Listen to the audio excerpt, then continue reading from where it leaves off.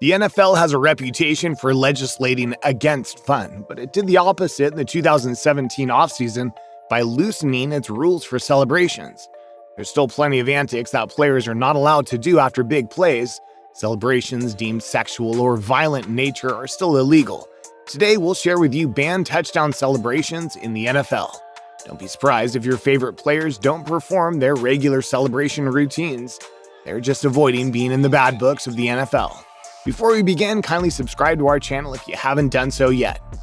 Also, give us a like, share the video, and don't forget to turn on the notification bell for timely updates of our latest uploads. Let's get it on.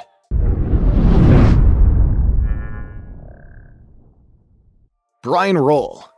This seems like it would be common sense, no? Apparently not, because back in 2011, Eagles linebacker Brian Rolle was fined $10,000 for pretending to shoot a machine gun after making a big play. And the consensus is that he got off easy. If a player were to do this in 2021, he might face a penalty, a fine, and a suspension. No matter how relaxed the NFL's rules get, don't expect to see the machine gun celebration return anytime soon. Oh, and you also shouldn't expect to see players like Josh Norman using the bow and arrow celebration that became popular a few seasons ago. During the 2016 season, Norman performed a bow and arrow celebration after making an interception in the team's Week 4 win over the Cleveland Browns. He was penalized in the game for the gesture and also received a fine of $10,000. Norman spoke of a sort of double standard, as he said that Brandon Cooks had been doing the bow and arrow celebration for multiple years prior to him doing it. Furthermore, Norman claimed that it was a double standard for other reasons, which he could not pinpoint. You can shoot a cannon in a stadium, or you can shoot a musket in a stadium as well, Norman said, referring to celebrations in Tampa Bay and New England. If one of them is bad and looked at as dangerous, how come not all of them are looked at in that way? When someone shoots an imaginary bow and arrow up in the sky, that's a penalty? It's these kinds of incidents that give the NFL their no fun league moniker. Number 2, Ezekiel Elliott. The NFL decided to avoid a PR nightmare by not fining Ezekiel Elliott for jumping into the Salvation Army kettle situated behind the end zone during the game in 2016. But they did hit him with a 15-yard penalty for doing it, and it sounds like he would still be subjected to that same penalty if he did it again. Celebrations that last too long, like the one Elliott did, or that are deemed to be excessive in nature, will still be subjected to a usual celebration penalties. What Elliott could not have predicted was the response his gesture would generate for the Salvation Army. Salvation Army Lieutenant Colonel Ron Busrow said that in the 24 hours following Elliott's leap, the organization raised $180,971 in donations. But not everyone was as happy as the Salvation Army. The then New York Giants wide receiver Odell Beckham Jr. took to Twitter after learning that Elliott would not be fined, despite being flagged for excessive celebration. Beckham Jr. clarified that his problem was not with Elliott, but with what he said was a lack of standards set by the NFL. Number 3, Antonio Brown. When Antonio Brown heard about the rule changes concerning celebrations in 2017, he took to his Twitter account to wonder if his patented twerking celebration will now be allowed. It cost him quite a bit of money in the 2016 season, but unfortunately for him, it sounds like it will still cost him money if he does it. Dancing in the end zone after scoring a touchdown is okay, but celebrations that are seen as being sexually suggestive are not. So AB will have to keep the twerking to himself. Same goes for the guys who routinely broke the 3-pump rule that was once featured on Key and Peele.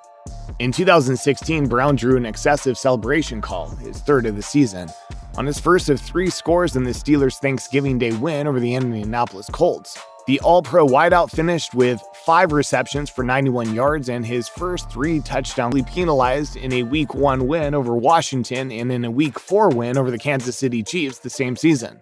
The latter came despite Brown following the so-called 2-pump rule. The Steelers had gone their next 6 games without a Brown penalty, though he could have been partially because that included 2 losses. Number 4, Jimmy Graham. There's a reason for this penalty though, and it's not just the hate of sweet basketball skills. In 2013, Jimmy Graham dunked in the Georgia Dome and left the goalpost in one end zone decidedly crooked. The league would prefer not to have to ask someone to come out with a ladder and level every time someone tries to start the NFL's version of a slam dunk contest. The NFL is allowing a lot more leeway, and as long as players stay within those lines, we're set for some memorable celebrations in the coming seasons. Graham, who played basketball at the University of Miami, adopted Tony Gonzalez's celebration and did it more emphatically than anyone else. In fact, after scoring a touchdown against the Atlanta Falcons in November 2013, Graham bent the goalpost, which led to a delay. Graham's teammate Kenny Stills reacted to the rule on his Twitter account. Gonzalez also spoke about the rule change. Perhaps aiming to prevent such occurrences in the future, the NFL has decided to place even more restrictions on celebratory demonstrations.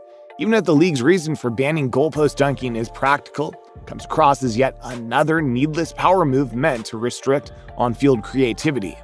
Number 5. Nate Burleson mocks Cam Newton.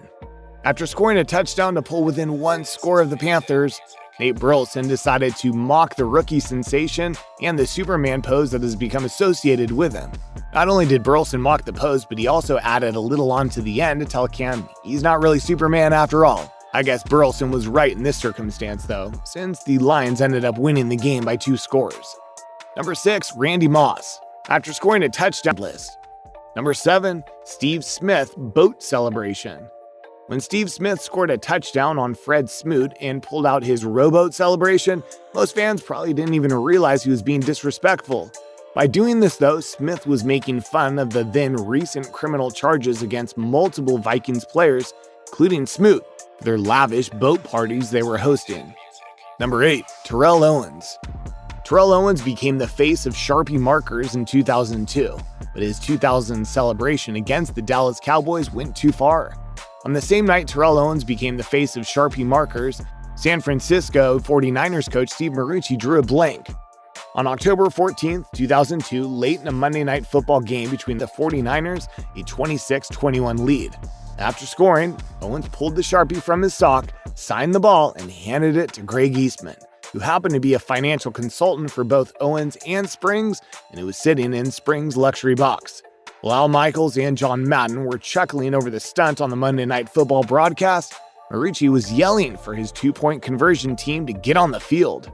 "I didn't see it," Marucci said. "After some touchdowns, you're not necessarily watching the guy who scored the touchdown. You're calling for a 1 or 2-point play, calling for the right offense to get out there, making sure there are 11 guys on the field, that sort of thing." I didn't know about it until somebody asked me about it in the press conference. I was like, I don't know what you're talking about. Before they boarded the plane back to San Francisco, Marucci pulled Owens aside and asked, "Did you really pull a Sharpie out of your sock and sign the football?" "Yep." "Who gave you the Sharpie?" "I can't tell you that, coach." So I asked him, "Why'd you do that?" And he said, "Coach, I just knew we were going to win the game and I was going to make a play," Marucci said. "What are you going to say to that?" "No, you're not." I just shook my head. To this day, Marucci isn't sure who gave him the marker. According to Owens, it was a team trainer.